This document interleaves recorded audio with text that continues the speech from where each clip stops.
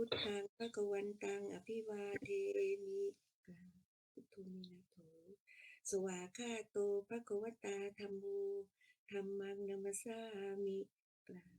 ธัมโมมินาโถสุปฏิปันโนภควโตสาวกสังโฆสังฆังนามามิกราบสังโฆมินาโถกราบนมัสการพระอาจารย์พร้อมกันค่ะกราบกราบกราบขออารัตนาพระอาจารย์แสดงธรรมเจ้าค่ะนามัตถุรัตนัตยสะขอความนอบน้อมของข้าพเจ้าจงมีแด่พระรัตนตรัยขอความเจริญในธรรมจงพึงมาเกิดมีแก่ท่านสาธุชนคนดีกลุ่มวิปัสสนาทุกท่าน วันนี้อาตมาพบกับท่านทั้งหลายก็ตรงกับวันที่12เดือนเมษายนปีพุทธศักราช2567ถ้านับทางจันทรคติก็ตรงกับวันศุกร์เช้าวันศุกร์ขึ้น4ค่ำเดือน5ปีมะโรงตอนนี้ก็เข้าสู่ปีมะโรงได้4วันแล้วก็คงเป็นอีกวันหนึ่งที่ท่านทั้งหลายได้มารวมตัวกันตื่นขึ้นมาเพื่อที่จะได้มาฟังธรรมมาปฏิบัติธรรมมีจุดหมายปลายทางเดียวกันเพื่อจุดสูงสุดของเป้าหมายจุดสูงสุดของชีวิตที่เราปรารถนากันก็คือความพ้นทุกข์แม้นว่าชาตินี้ยังไม่เพียงพอที่จะมีเหตุมีปัจจัยทำให้เราไปสู่ความพ้นทุกข์ได้แต่อาตมาก็เชื่อว่าหลายคนก็เดินทางไปไกลแล้วไปไกลแล้วการแสวงหาซึ่งความพ้นทุกข์สิ่งที่เราจะทำให้พ้นทุกข์ได้นั้นก็คือปัญญา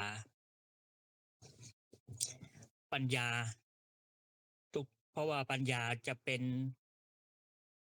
สิ่งที่ทำให้เราพ้นทุกข์นั้นโดยเฉพาะองค์สมเด็จพระสัมมาสัมพุทธเจ้าท่านก็ใช้ปัญญาในการตรัสรู้ใช้ปัญญาในการตรัสรู้แล้วเราสาวกทั้งหลายก็ใช้ปัญญาในการบรรลุธรรมทีนี้เมื่อเรารู้แล้วว่าสิ่งที่เราจะทำให้เราบรรลุธรรมได้ก็คือปัญญาก็มีหลายอย่างมี3อย่างปัญญาที่จะเกิดจากการฟังปัญญาที่เกิดจากการคิดพิจารณาแล้วก็ปัญญาที่เกิดจากการเจริญภาวนาถ้าในสมัยก่อนท่านติดตามสาวกลองอ่านประวัติของสาวกเนี่ยอาตมาชอบอ่านเพราะว่ามันทำให้เกิดเหมือนเป็นไอดอลนะอย่างใดอย่างหนึ่งองค์ใดองค์หนึ่งเนี่ยมันทำให้เรามีกำลังใจในการอยากจะมีปฏิปทาแบบท่านบ้างจะเห็นว่าสมัยก่อนเนี่ยจะใช้การฟังเป็นหลักฟังแล้วก็บรรลุธรรมก็แสดงว่าท่านได้สะสมไว้มากเพียงพอที่พอฟังหน่อยก็บรรลุธรรมเหมือนกับดอกบัวที่มันบานเบิดเหนือน้ำแล้วปลอดภัยจากปากเหยี่ยวปากกาปลอดภัยจากเต่าจากปลาแล้วพอได้แสงตะวันมันก็บานทันทีเนี่ยก็คือพวกนี้บรรลุธรรมโดยการฟังแล้วก็มีอีกหลายรูปหลายองค์ที่ท่านบรรลุธรรมโดยการคิดพิจารณาอย่างจุลปันธกะที่องค์สมเด็จพระสัมมาสัมพุทธเจ้าท่านจะให้รูปผ้าขาวก็เลยพิจารณาแล้วก็บรรลุธรรมนี่ก็คือเกิดจากการคิดพิจารณานะแล้วก็อีกหลายรูปหลายสาวกนะที่บรรลุธรรมโดยการนั่งสมาธิดังนั้นการที่เราจะบรรลุมรรคผลมันก็มีอยู่2ทางก็คือใช้ปัญญากับใช้เตโชวิมุตติเราจะหลุดพ้นได้จากปัญญาเราจะหลุดพ้นได้จากเตโชวิมุตติเพราะฉะนั้นบางทีถ้าเราอาจจะร่างกายสังขารอาจจะไม่ค่อยอำนวยในการที่จะปฏิบัติเราก็ใช้พิจารณาก็ได้เราเห็นอะไรก็โน้มมาทางเรื่องของคุณธรรมเรื่องของวิปัสสนาเห็นคนแก่เห็นคน เจ็บเห็นคนได้รับทุกข์ทรมานอะไรต่างๆก็โน้มมาพิจารณาพิจารณาก็สามารถที่จะเป็นสาเหตุหนึ่งที่ทำให้เกิดปัญญานะเพราะนั้นท่านทั้งหลายเราก็ทำประกอบกันฟังบ้างพิจารณาบ้างแล้วก็เจริญภาวนาบ้างแต่ส่วนใหญ่ทุกวันนี้ญาติโยมนี่เก่งเก่งกว่าพระมีความสนใจในการประพฤติปฏิบัติเราจะเห็นว่าจากที่เรารู้มานั้นมันในเมืองไทยเราจะมีสำนักที่ไม่ใช่วัดที่ไม่ใช่ทำโดยพระนะก็มากมายมีสำนักปฏิบัติก็แสดงให้เห็นว่าญาติโยมทั้งหลายมีจิตในการที่จะอยากหลุดพ้นอยากให้พ้นไปจากกองทุกข์ทั้งปวงนั้นญาติโยมทั้งหลายทีนี้เวลาเอ่อเราปฏิบัติไปนี่เราปฏิบัติไปเอ่อบางทีบางสิ่งบางอย่างเราไปควบคุมไม่ได้บางสิ่งบางอย่างไม่ใช่บางสิ่งบางอย่างทุกอย่างนั่นแหละสิเราไปควบคุมไม่ได้ทีนี้เวลานักปฏิบัติเนี่ยมันมันจะมีสิ่งที่เกิดขึ้นที่เราเรียกว่าอารมณ์เนี่ยอารมณ์เราไปห้ามไม่ได้ห้ามไม่ให้เกิดไม่ได้อย่างที่อาตมาเคยพูดบ่อยๆว่าถ้าเราจะไม่ให้อารมณ์เกิดไม่รับรู้อารมณ์เนี่ยเราจะต้องเก็บตัวอยู่ในที่แคบๆที่ไม่มีใครไปมาหาสู่หรือว่าที่สงบเนี่ยแต่ว่าในชีวิตจริงของเราเนี่ยมันทำอย่างนั้นไม่ได้เราจะต้องทำมาหากินเราจะต้องประกอบอาชีพเราจะต้องทำหน้าที่ของเรานี่เราเมื่อเราควบคุมในสิ่งภายนอกไม่ได้เราก็มาดูภายในของเรา อย่างรูปารมณ์มันเกิดขึ้นมาสัทธารมณ์มันเกิดขึ้นทางหูนะคันธารมณ์เกิดขึ้นทางจมูกรสารมณ์เกิดขึ้นทางลิ้นโผฏฐัพพารมณ์เกิดขึ้นทางกายแล้วก็ธรรมารมณ์เกิดขึ้นทางใจโดยเฉพาะทางใจเนี่ยไอ้ทวารทั้ง5ตาหูจมูกลิ้นมันพอที่จะควบคุมได้ง่ายแต่ใจนี่ถึงแม้ว่าทวารอื่นมันไม่ได้รับอารมณ์แต่ว่าใจมันก็เปิดเป็นธรรมอารมณ์เรานึกเราคิดเนี่ยนะ นั้นเมื่อสิ่งเหล่านี้มันเป็นธรรมชาติที่มันเกิดเนี่ยเราไม่ต้องไปบังคับเราไม่ต้องไปบังคับมันว่าไม่ให้มันเกิดแต่ว่าเรามาบังคับใจของเราให้รับรู้ให้แค่รู้รับแล้วก็รู้รู้เท่านั้นไม่มีการปรุงแต่งทุกวันที่เราทุกข์อยู่เพราะเราไปปรุงแต่งเราไปยึดมั่นเมื่อเราปรุงแต่งเรายึดมั่นมันก็กลายเป็นความทุกข์ดังนั้นเราจะทำอย่างไรให้ใจเราเนี่ยมันหยุดแค่ให้จิตเราเนี่ยหรือใจเราเนี่ยมันหยุดแค่รับแล้วก็รู้แล้วมันก็ดับหายไปเหมือนเสียงที่ท่านทั้งหลายฟังอยู่ในขณะนี้ฟังปุ๊บถ้าเราไม่ไปปรุงแต่งไม่ไปมีอุปทานมันก็ดับไปตรงโดยธรรมชาติเกิดขึ้นตั้งอยู่ดับไปเป็นสัจจะความจริงที่มันเกิดขึ้นนั่นเพราะฉะนั้นท่านทั้งหลายเราจะทำยังไงให้ใจเรามันคุ้นเคยกับให้แค่รับรู้ให้แค่รับรู้พอรับรู้แล้วมันก็ดับไปโดยธรรมชาติมันไม่มีอะไรมาค้างได้เหมือนเสียงที่ อาตมากำลังบรรยายอยู่เนี่ยมันไม่ใช่มาค้างอยู่ตลอดมันก็ต้องดับไปตามธรรมชาติของมันนั้นเสียงที่เราได้ยินนะรูปที่เราได้เห็นเนี่ยถ้ามันแค่ผ่านตาผ่านหูกลิ่นที่เราได้สูดกลิ่นเข้าไปเนี่ยก็แค่มันผ่านจมูกไปหรืออาหารที่เราลิ้มรสไปมันผ่านลิ้นไปแล้วหรือสิ่งที่เราถูกต้องสัมผัสมันถูกต้องไปแล้วเราไม่หวนกลับเอามาคิดหวนย้อนกลับเอามาคิดเพราะส่วนใหญ่เรามันทุกข์เพราะสิ่งที่มันผ่านไปเพราะว่าเสียงก็ดีนะหรือว่ารูปก็ดีมันผ่านมาแล้วเนี่ยมันก็เป็นอดีตไปแล้วเพราะอดีตกับปัจจุบันมันต่างกันนิดเดียวมันต่างกันนิดเดียวเหมือนที่อาตมาเคยตีมือให้โยมฟังเมื่อเสียงมันเกิดขึ้นแล้วมันก็ดับไปก็กลายเป็นเสียงในอดีตไปแล้วเพราะนั้นเราจะทำอย่างไรให้ไม่ให้อารมณ์ในอดีตที่เป็นอตีตารมณ์เนี่ยมันหวนกลับมาทำร้ายเราเพราะนั้นถ้าเราจิตเราไม่ได้มีการฝึกจิตเราไม่ได้มีการคุ้นเคยกับการปฏิบัติแล้วเนี่ยมันยากยากที่จะทำมันยากที่จะทำให้ นะยากจะทำให้สำเร็จได้ทีนี้เวลาเราปฏิบัติญาติโยมทั้งหลาย เวลาเราปฏิบัติเนี่ยถึงแม้ว่าเรารู้แล้วว่าสิ่งที่เราจะต้องแสวงหาก็คือปัญญาที่ทางที่เกิดแห่งปัญญาก็มีเยอะแยะอย่างที่มันผ่านมามี3อย่างอย่างที่บอกเนี่ยทีนี้เราจะทำอย่างไรที่จะให้ปัญญามันเกิดทีนี้อุปสรรคของการปฏิบัติเนี่ยไม่ใช่ว่ามันจะไม่มี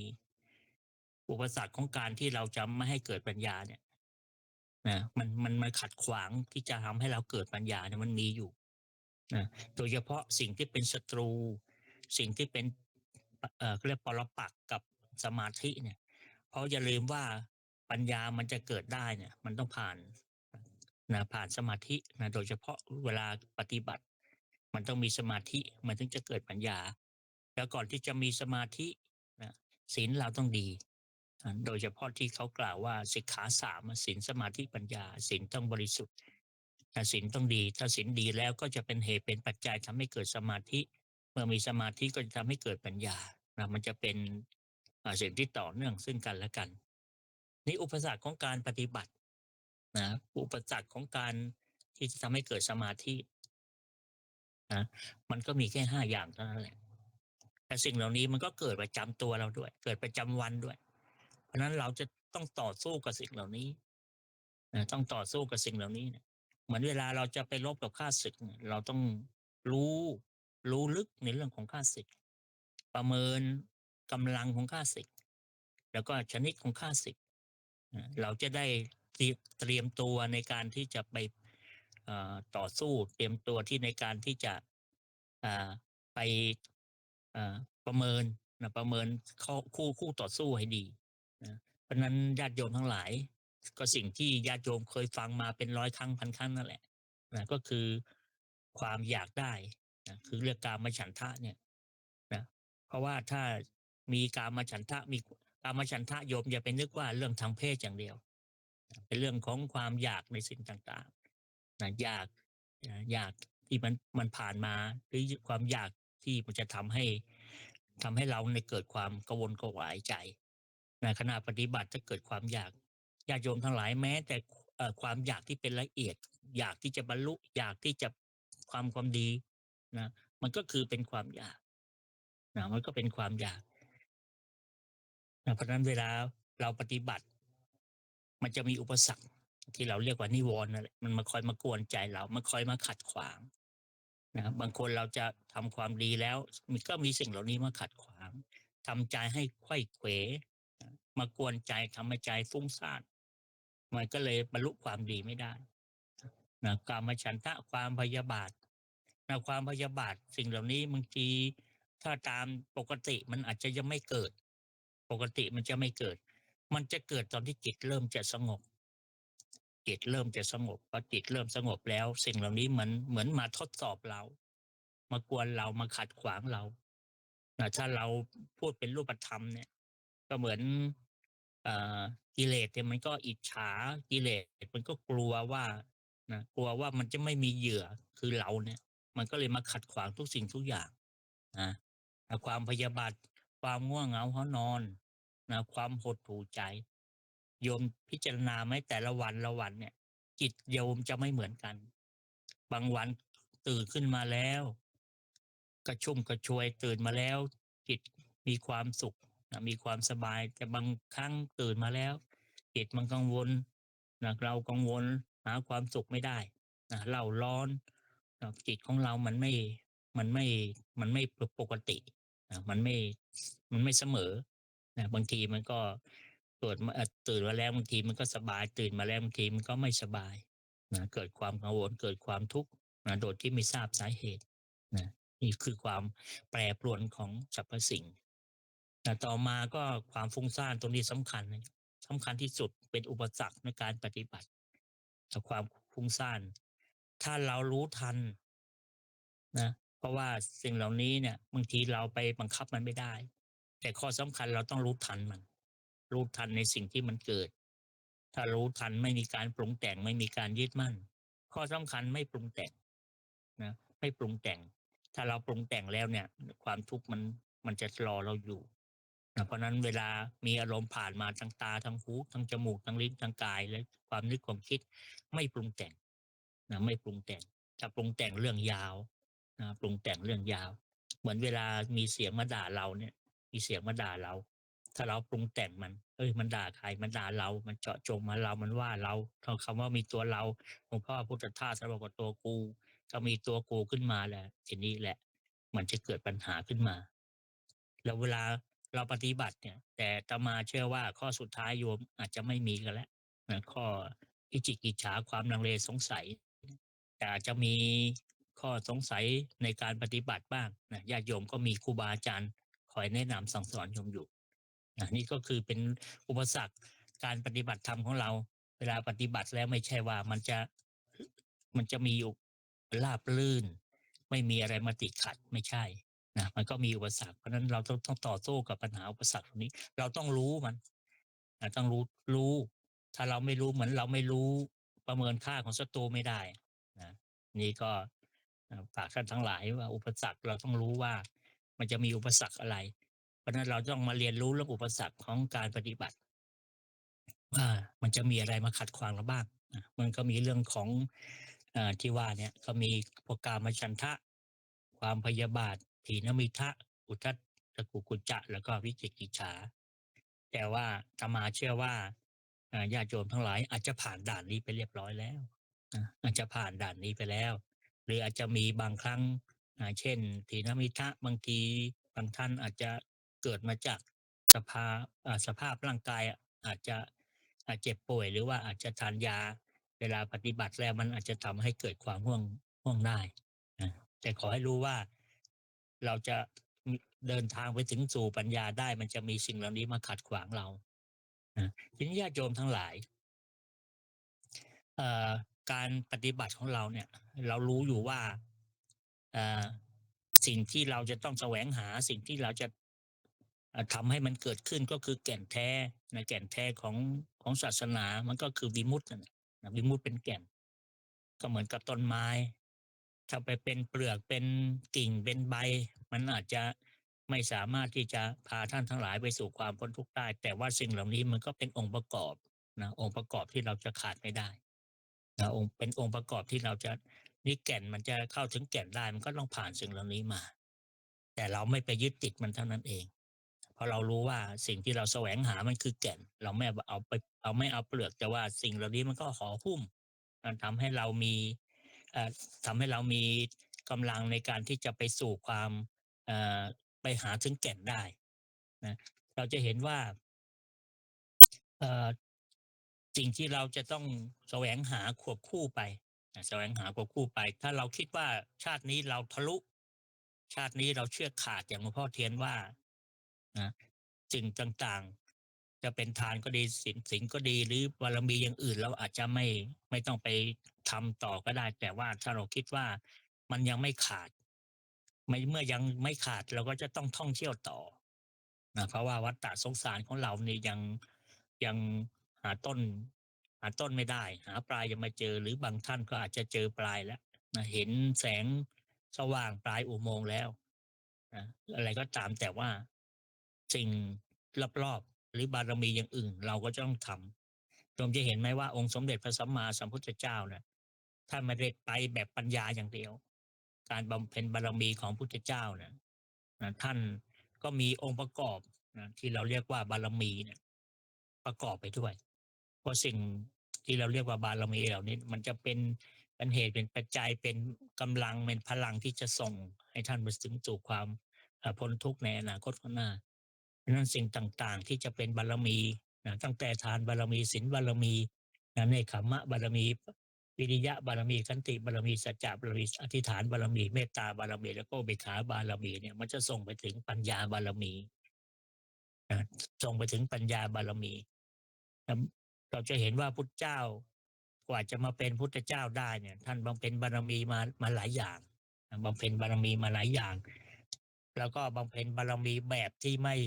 ม่เหมือนกับพวกเราพวกเราอาจจะได้บารมีแค่10เรียกว่า10 ทัศน์แต่องค์สมเด็จพระสัมมาสัมพุทธเจ้าหรือพระโพธิสัตว์เนี่ยต้องบำเพ็ญบารมี ให้ได้ถึง30ทัศน์คนที่จะบำเพ็ญบารมีถึง30ทัศน์ได้ก็จะมีแต่พุทธเจ้าหรือเหล่าสาวกเช่นเวลาให้ทานก็ให้ทานธรรมดาแต่ถ้าเป็นพุทธเจ้าก็จะต้องเป็นทานอุปบารมีให้สิ่งของไม่เพียงพอก็ต้องให้เลือดให้เนื้อให้เลือดให้เนื้อให้เลือดให้เนื้อยังไม่เพียงพอบางทีก็ต้องให้ถึงชีวิตเรียกว่าให้แบบอุกฤษให้แบบเป็นปรมัตถ์แต่เพราะนั้นสิ่งต่างๆเหล่านี้มันก็จะเป็นสิ่งที่คอยอำนวยความสะดวกเพราะว่าในสมัยก่อนญาติโยมทั้งหลายเวลาท่านทั้งหลายเวลาศึกษาในเรื่องของเหล่าสาวกเราก็จะรู้ว่าพระพาหิยะใช่ไหมพาหิยะเนี่ย ตรัสรู้เร็วฟังธรรมไม่กี่คำจากพระพุทธเจ้าเนี่ยพระพาหิยะเนี่ยฟังธรรมแค่ว่าตอนที่มีจิตศรัทธาคือประวัติของพาหิยะนี่เดี๋ยววันหลังจะเล่าให้ฟังแต่เล่าคร่าวๆก่อนว่าท่านไปเป็นพ่อค้าแล้วก็เรือมันแตกเรือแตกมาปรากฏว่าคนที่ไปด้วยตายหมดเหลือท่านรอดเป็นคนเดียวผ้าหลุดผ้าลุยนอนอยู่ชายหาดนี่นี่ผู้คนเห็นก็เขาตื่นมาก็เกิดความละอายก็เลยไปหาพวกใบไม้พวกอะไรมานุ่งนี่พวกชาวบ้านก็คิดว่าเป็นพระอรหันต์ก็เลยเอาลาบสักการะมาให้พอลาบสักการะมาให้ก็เลยหลงตัวว่าตัวเองนี่เป็นพระอรหันต์แล้วมั้งเนี่ยก็เลยทำตัวเหมือนเป็นพระอรหันต์แต่ตอนหลังก็มีเทวดาที่เคยเป็นเพื่อนกันมาสมัยหลายๆสมัยมาเตือนว่าไม่ใช่ทีนี้มันมีพระอรหันต์เกิดขึ้นก็คือพระพุทธเจ้าพอได้ยินคำพระพุทธเจ้าก็เลยเหมือนเกิดศรัทธาก็เลยเดินทางมาหาที่เชตวันมาพุทธเจ้าก็เลยกำลังจะบิณฑบาตอยู่พระพายะก็จะให้พุทธเจ้าเนี่ยแสดงธรรมให้พุทธเจ้าก็บอกไม่ใช่เป็นการแห่งการฟังธรรมไม่ใช่เป็นการแห่งการแสดงธรรมพอเห็นคือพุทธเจ้ารู้วาลจิตว่ามันปีติมันความอยากล้นพ้นมากถ้าบรรยายไปหรือว่าแสดงธรรมไปเนี่ยพระพาหิยะอาจจะไม่ได้บรรลุธรรมก็เลยทำให้เกิดความลดปิติลงเกิดให้ความกระตือรือร้นความอยากที่จะฟังพอเห็นว่าเป็นการสมควรแล้วพระเจ้าก็พูดง่ายๆพระพาหิยะเห็นก็สักแต่ว่าเห็นได้ยินก็สักแต่ว่าได้ยินได้กลิ่นก็สักแต่ว่าได้กลิ่นนะได้ลิ้มรสก็สักแต่ว่ารสได้ถูกต้องสัมผัสก็สักแต่ว่าถูกต้องสัมผัสได้คิดในนึกได้คิดก็สักแต่ว่าก็คือคำว่าสักแต่ว่าฟังธรรมแค่เนี้ยพระพายะบรรลุธรรมพอบรรลุธรรมเนี่ยเสร็จแล้วจะขอบวชเพราะในตามที่เราเรียนมาก็คือสภาวะของพระอรหันต์เนี่ยฆราวาสมันรับไม่ได้เห็นพยาศะก็ต้องบวชใช่ไหมพยาศะก็ต้องบวชคนที่บรรลุธรรมในขณะที่เป็นพระอรหันต์เนี่ยต้องบวชภายใน7 วันนี่มันก็มีวินัยบัญญัติว่าเวลาจะบวชจะต้องมีบาตรมีจีวรก็ถามว่าพาหิยะว่ามีไหมพระพาหิยะก็ไม่มีก็ไปหามาการที่พระพาหิยะหามาต้อง7 วันหาไม่ได้จนสุดท้ายก็มีมีเหมือนถ้าเราเรียกปัจจุบันเราจะเรียกว่าเจ้ากรรมนายเวรก็มาสิงวัวทำให้วัวแม่ลูกอ่อนไปขวิดจนเสียชีวิตจนปรินิพพานไปพอปรินิพพานนะครับคนก็ไม่รู้ไงเพราะว่าเป็นฆราวาสเนี่ยแต่พุทธเจ้าท่านรู้พระพุทธเจ้าท่านรู้ก็พาภิกษุไปชาปนกิจให้ถามว่าทำไมพระพาหิยะเนี่ยเป็นถึงพระอรหันต์แต่ทำไมไม่หาผ้าไม่ได้ก็ขอตอบว่าไม่เคยทำไว้และไม่เคยทำไว้ในอดีตไม่เคยประกอบสิ่งเหล่านี้นั้นเพราะนั้นโยมจะเห็นว่าบางทีทานเนี่ยมันก็เป็นจุดเริ่มต้นของการทำความดีมันก็จะต้องทำควบคู่กันไปขนาดเป็นพระอรหันต์นะสิ่งที่ไม่เคยทำไว้มันก็ไม่ปรากฏให้เห็นหรืออีกกรณีหนึ่งของพระโลกะโลสกะโลสกะติสสะโลสกะติสสะนี่ก็เป็นพระอรหันต์ผู้ที่ไม่เคยฉันอิ่มเลยไม่เคยได้กินอะไรที่มันอิ่มเลยมันก็อดีตชาติของตัวเองเนี่ย ไปทำไม่ดีมีกรรมกับพระอรหันต์นั่นก็คือเรื่องของท่านคร่าวๆก็คือท่านเคยบวชอยู่เป็นเจ้าวาด อันนี้ก็มีพระที่ท่านสำเร็จอรหันต์มา แต่ว่าท่านไม่รู้ท่านไม่ทราบนี่เวลาจะญาติโยมเขาถวายอาหารอะไรก็ท่านก็อิจฉาในอิจฉาเวลาเขาฝากอาหารไปให้ก็แกล้งไม่ให้ แกล้งไม่เอาไปให้ท่านนะปล่อยให้ท่านอดนะคือเวรกรรมเหล่านั้นมาก็คือไม่ได้ทำในเรื่องของทานแต่นั้นไม่ทำเรื่องของทานแล้วดันไปขัดขวางไม่ให้อาหารแก่พระอรหันต์ด้วย ก็เลยบาปกรรมมา เวลาเกิดมาเนี่ยขนาดเวลามาปฏิสนธิในท้องของมารดา ก็ทำให้หมู่บ้านนั้นเนี่ยเหมือนมีความขัดสนทำอะไรก็ไม่ได้ไม่มีเหมือนไม่มีไรายได้เลยตัวเองก็ลำบากต้องไปขอเขาขอก็ไม่ค่อยได้พอตอนหลังมาก็โดนพวกชาวบ้านเขาในประเทศออกมาทั้งแม่ทั้งลูกแต่ตอนที่ท้องอยู่นะเรามาคลอดมาก็พอโตมาเป็นเด็กก็อดยากจนภาษาลิบุตรติดพ่อเข้าก็เลยเอามาบวชเป็นเนรต่อมาก็บวชเป็นพระท่านไม่เคยกินอะไรอิ่มสักวันเลยแม้แต่วินาทีสุดท้ายจะว่าท่านเป็นคนขยันในการปฏิบัติสุดท้ายก็จะสำเร็จเป็นพระอรหันต์ท่านไม่ได้กินอะไรอิ่มแต่เวลาไปบิณฑบาตอะไรมาก็ไม่ค่อยได้คือมันเป็นเรื่องแปลกเวลาโยมก็จะใส่บาตรเนี่ยโยมมันปรากฏให้โยมก็เห็นว่าในบาตรมันเต็มไปด้วยอาหารเนี่ยเวลาชาวบ้านเขาจะใส่สมมติว่าเขาเตรียมไว้2 ชุดก็ใส่แค่ชุดเดียวหรือเห็นเตรียมไว้ใส่มากเวลาเห็นในบาตรท่านมันเต็มท่านก็ใส่นิดเจ้าญาติโยมชาวบ้านเขาก็ใส่นิดเดียวเป็นเรื่องของกรรมเก่าที่ท่านทำไว้ปรากฏว่าชาวบ้านเขาเห็นว่าบาตรท่านมันเต็มแล้วอะแต่จริงๆมันไม่มีอะไรมีนิดๆหน่อยๆกินก็ไม่เคยอิ่มแม้วาระสุดท้ายเนี่ยวาระสุดท้ายเนี่ย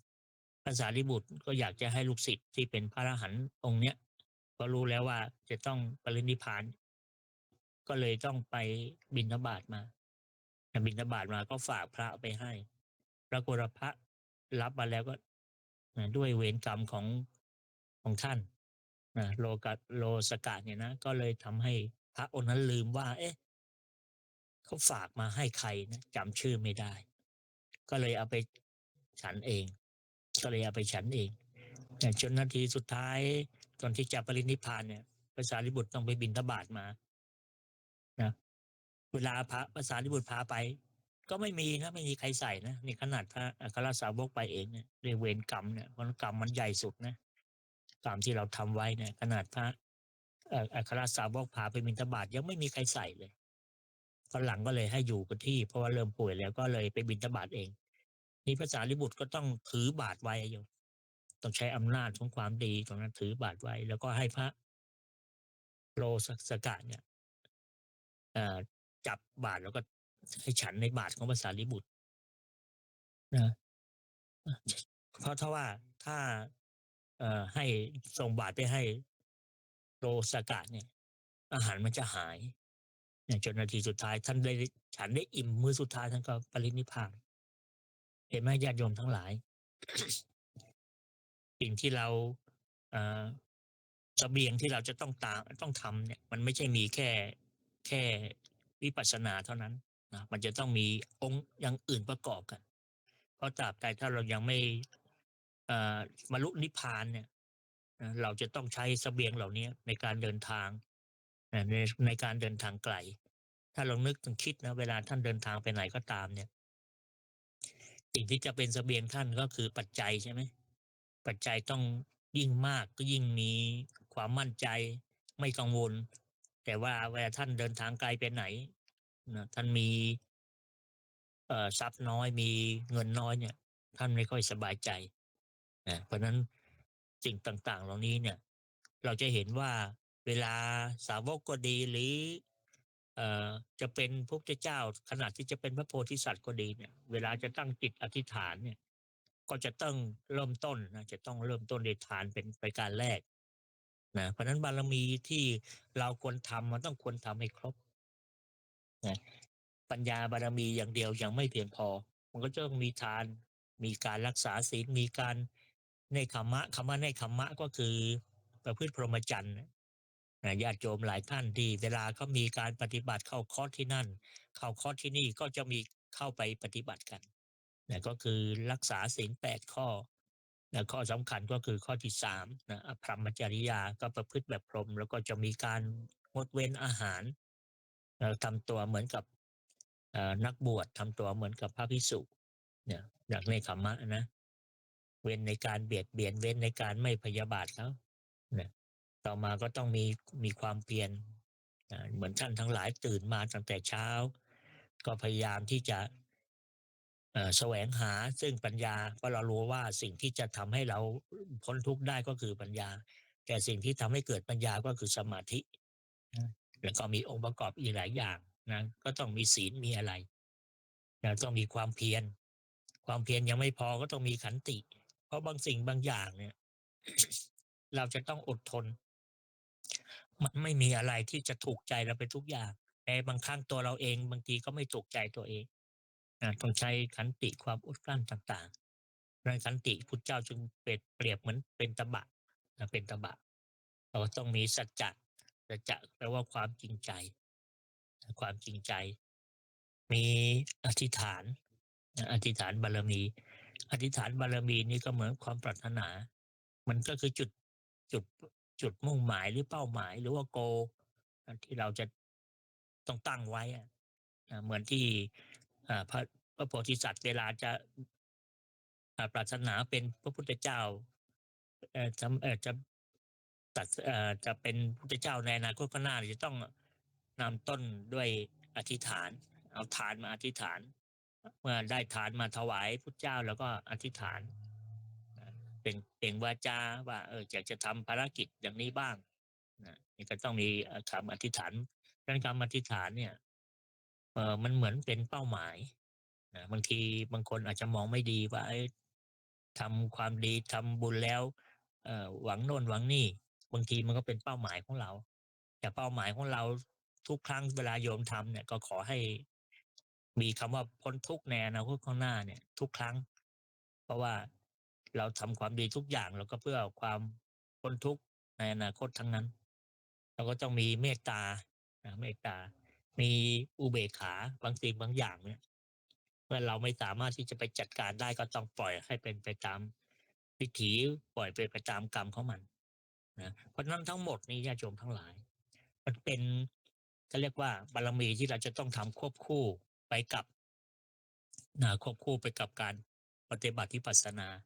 ถ้าเรามั่นใจว่าชาตินี้เราจะทำให้เชือกขาดได้ถ้าเรามั่นใจเชือก10เส้นที่มันเกาะหลังจิตใจของเราไว้เนี่ยถ้าเราทำให้มันขาดได้เนี่ยหรือบางทีบางท่านอาจจะทำได้ขาดเป็นเส้นๆไปก็มั่นใจแล้วอย่างอื่นอาจจะไม่ต้องก็ได้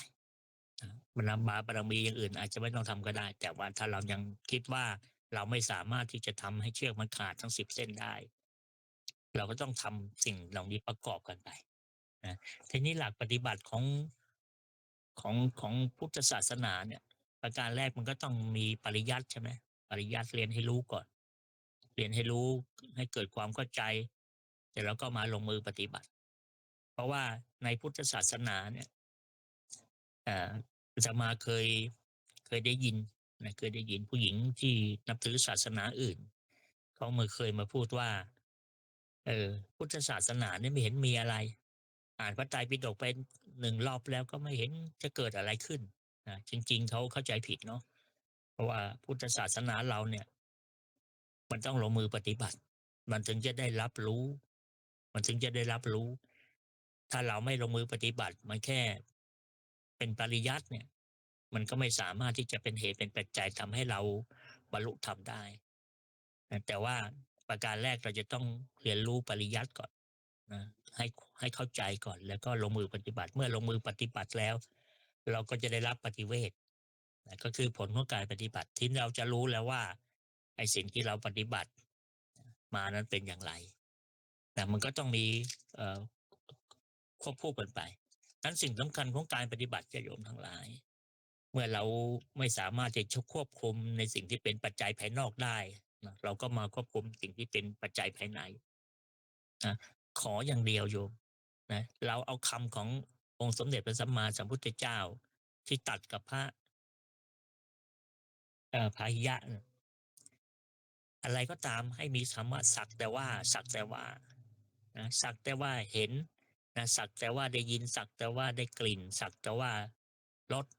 นะรู้รสสักแต่ว่าถูกทรงสัมผัสเย็นร้อนอ่อนแข็งสักแต่ว่านะถ้าเรามีคำว่าสักแต่ว่าพูดง่ายๆก็คือไม่ปรุงแต่งไม่ปรุงแต่งอารมณ์เพราะอย่างที่เคยเรียนกับท่านทั้งหลายว่าในโลกนี้มันก็มีสองอย่างรูปกับนามหรืออ่าอารมณ์กับสิ่งที่เรารู้กับสิ่งที่ถูกรู้ใช่ไหมสิ่งที่เรารู้ก็คือจิตเป็นตัวรู้อะไรรู้อารมณ์เท่านั้นแหละนะเราฟังมันก็ง่ายแต่ว่ามันก็ปฏิบัติยากถ้าการปฏิบัติเพื่อบรรลุธรรมมันเป็นของง่ายนะป่านนี้ก็คงจะไม่มีคนทำความชั่วนะ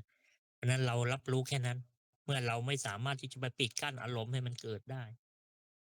นะมันบางคนบางท่านก็อาจจะปิดกั้นบางอย่างจะเช่นคนตาบอดก็จะปิดอารมณ์ทางเขาเรียกรูปอารมณ์คนที่หูหนวกก็จะปิดกั้นทางสัทธารมณ์นะไม่รับรู้ทางหูมันก็อารมณ์มันมากระทบไม่ได้เมื่ออารมณ์มาทางหูมากระทบไม่ได้นะสัทธารมณ์กระทบไม่ได้การปรุงแต่งก็ไม่มีนะอาจจะลดได้บางอย่างนะแต่บางคนอาจจะเป็นไซนัสนะไม่ค่อยรับรู้ในเรื่องของกลิ่นก็อาจจะปิดกั้นได้นะบางคนอาจจะประสาทลิ้นบกพร่องก็อาจจะปิดกั้นได้หรือยังบางคนเนี่ยอย่างเป็นอัมพฤกษ์อัมพาต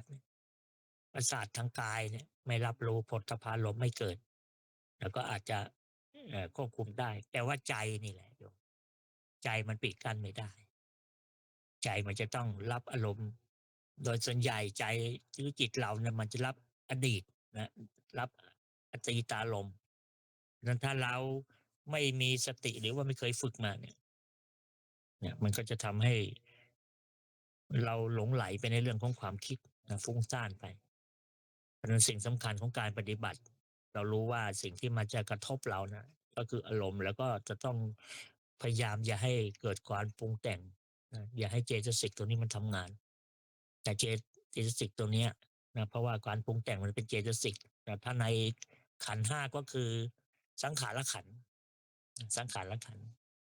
มันจะคิดสามอย่างเนี่ยคิดดีคิดไม่ดีแล้วก็คิดกลางๆไม่ดีไม่ชั่ว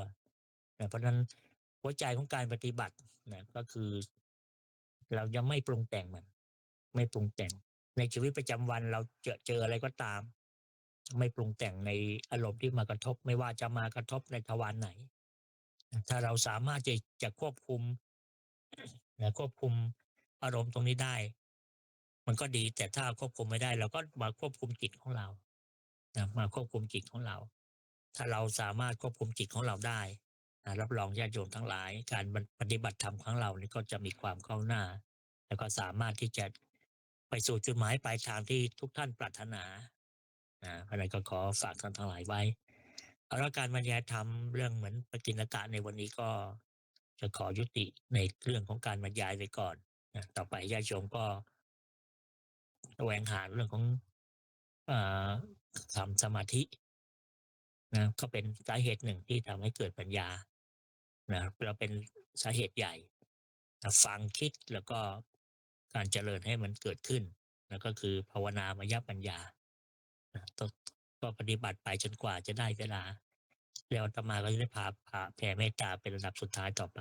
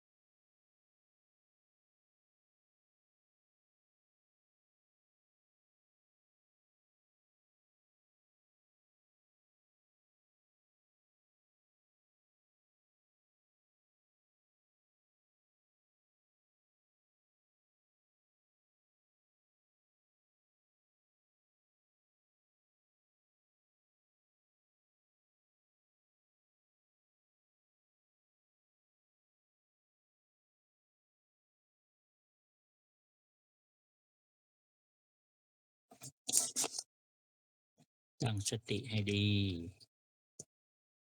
สูดลมหายใจลึกๆย้ายจิตจากฐานที่โยมกำหนดมาอยู่ที่ลิ้นปี่อาหังสุขิโตโหมิ ขอให้ข้าพเจ้ามีความสุขอาหังนิทุกโขโหมิ ขอให้ข้าพเจ้าปราศจากความทุกข์อาหังอเวโรโหมิ ขอให้ข้าพเจ้าปราศจากเวรอาหังอภยาปโชโหมิ ขอให้ข้าพเจ้าปราศจากความพยาบาทและการเบียดเบียนอาหังอนีโคโหมิ ขอให้ข้าพเจ้าปราศจากความทุกข์กายทุกข์ใจสุขีอัตตานังปาริหารามิ ขอให้ข้าพเจ้ามีแต่ความสุขกายสุขใจ รักษาตนให้พ้นจากทุกภัยทั้งสิ้นเถิดย้ายจิตจากลิ้นปี่มาอยู่ที่หน้าผากสัพเพสัตตาสัตว์ทั้งหลายที่เป็นเพื่อนทุกข์เกิดแก่เจ็บตายด้วยกันทั้งหมดทั้งสิ้นเวลาหนตุจงเป็นสุขเป็นสุขเถิดอย่าได้มีเวรแก่กันและกันเลยพยาปชาโหนตุจงเป็นสุขเป็นสุขเถิดอย่าได้พยาบาทเบียดเบียนซึ่งกันและกันเลยธนีคาโหนตุจงเป็นสุขเป็นสุขเถิดอย่าได้มีความทุกข์กายทุกข์ใจเลยสุขีอัตตานังปาริหารันตุจงมีความสุขกายสุขใจรักษาตนให้พ้นจากทุกภัยด้วยกันทั้งหมดทั้งสิ้นเถิดท่านทั้งหลายที่ท่านได้ทุกข์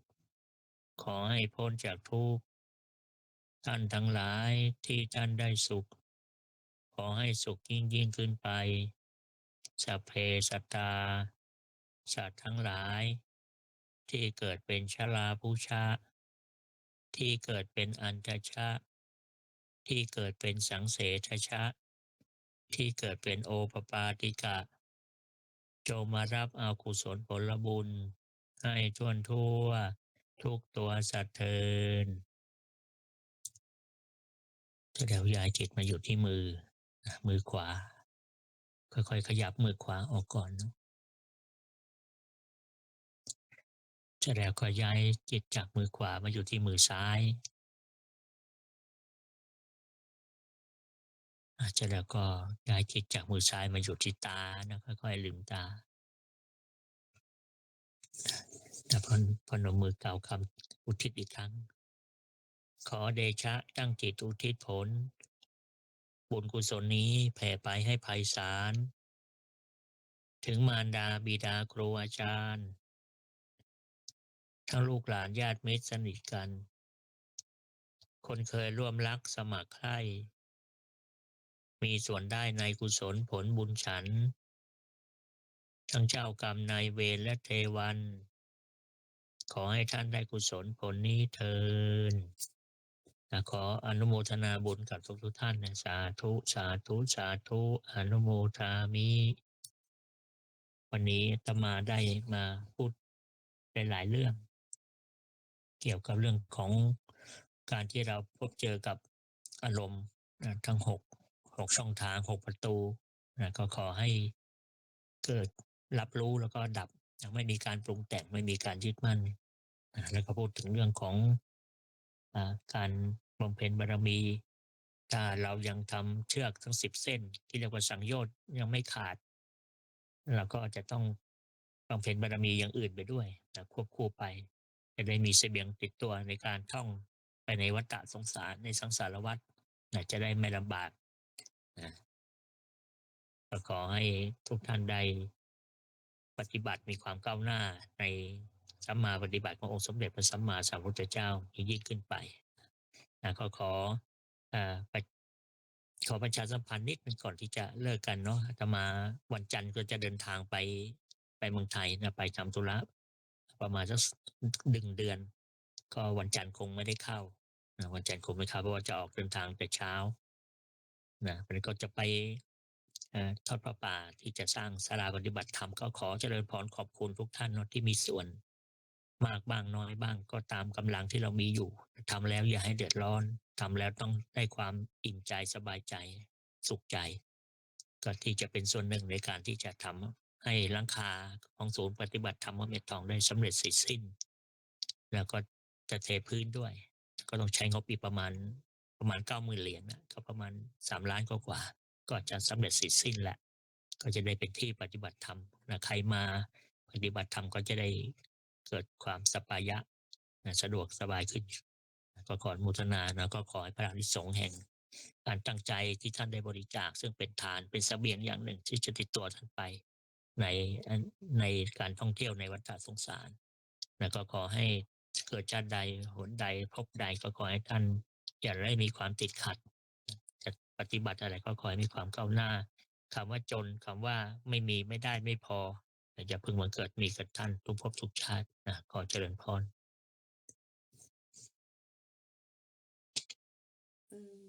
ขอเชิญทุกท่านไหว้พระพร้อมกันก่อนนะคะอะระหังสัมมาสัมพุทโธภะคะวาพุทธังภะคะวันตังอภิวาเทมิทุมินะโต